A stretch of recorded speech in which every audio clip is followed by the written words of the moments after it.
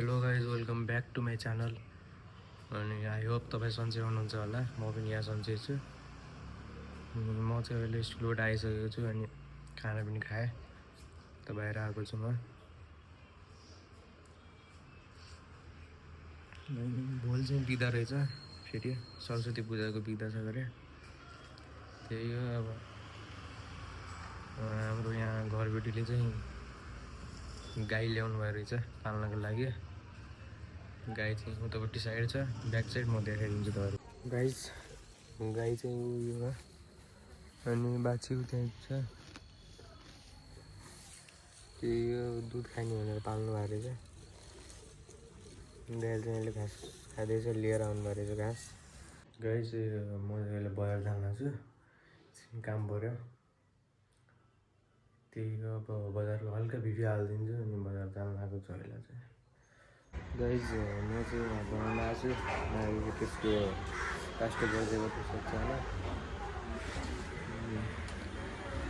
त्यहाँ गएको छ, म चाहिँ यहाँ बसेको छु।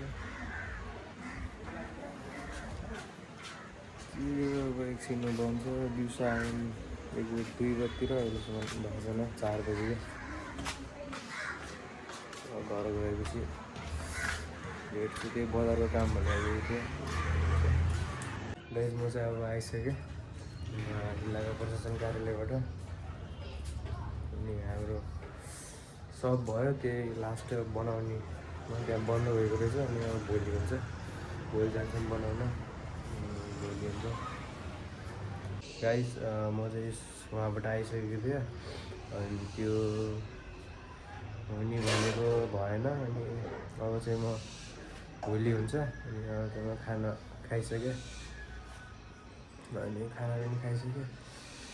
भोलि चाहिँ बिदा छ, भोलि सरस्वती पूजा अरे। त्यही भएर भोलि बिहानै उठेर पूजा गर्ने नुहाएर। अनि आजको भिडियो चाहिँ म यहीँ एन्ड गर्छु। तपाईँलाई यो भिडियो राम्रो लाग्यो लाइक, कमेन्ट, सेयर, सब्सक्राइब गरिदिनु होला। धन्यवाद।